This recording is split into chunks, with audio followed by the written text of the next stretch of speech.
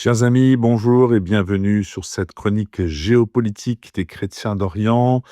Aujourd'hui, nous partons en Jordanie, un pays que nous n'avons pas évoqué depuis un certain temps déjà, et nous évoquons la reine Rania de Jordanie, justement, qui est en visite chez les religieuses pour Noël.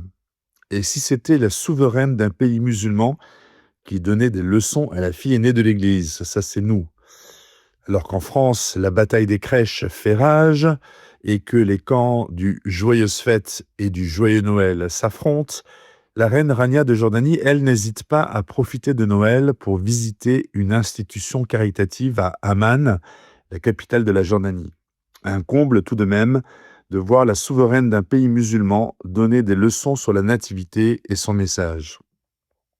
Le 3 décembre dernier, la reine Rania de Jordanie s'est rendue à Mar Mansour, une maison de charité tenue par des religieuses qui viennent en aide aux familles défavorisées. Sur les réseaux sociaux, les images sont touchantes. La reine, accompagnée des sœurs de la congrégation Saint-Vincent de Paul, a participé à des ateliers de bricolage, de décoration de Noël, de construction de maisons en pain d'épices, de réalisation de marionnettes.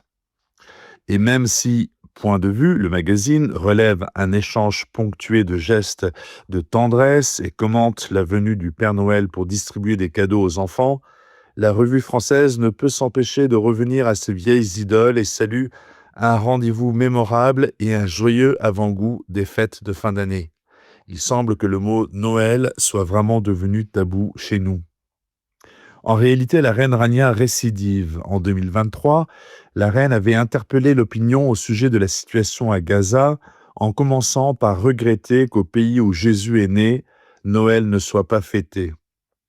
Je la cite, Bethléem s'anime habituellement à Noël, pas cette année. En Terre Sainte, les célébrations ont été annulées. Pas de procession, pas de bazar, pas d'élimination publique du sapin. Dans mon pays, la Jordanie, où Jésus a été baptisé, notre communauté chrétienne a fait le même choix. En Cisjordanie occupée, une église de Bethléem a adapté sa crèche, plaçant l'enfant Jésus parmi les décombres d'un immeuble bombardé. C'est le reflet de l'histoire qui se déroule sur tous les écrans, les images horribles de la destruction de Gaza et surtout celles des enfants ensanglantés et brisés.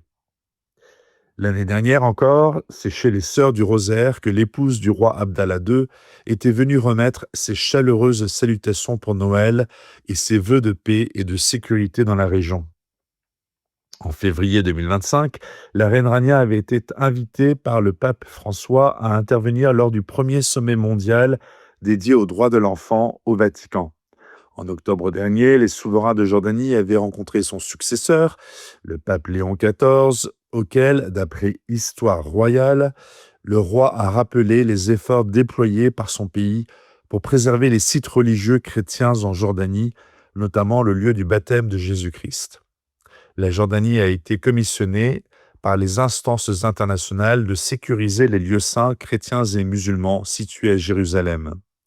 Les souverains en auraient profité pour inviter le pape à Béthanie, Al-Maqdas en arabe, où le Christ a reçu le baptême. Et si c'était une reine musulmane qui, en terre d'islam, donnait ainsi des leçons à la fille née de l'Église, une reine qui ne porte le voile que pour entrer dans une mosquée ou d'ailleurs pour visiter le pape, bataille des crèches, guerre du voile, la reine Rania, elle, a tranché. Chers amis, à la semaine prochaine sur Radio Espérance.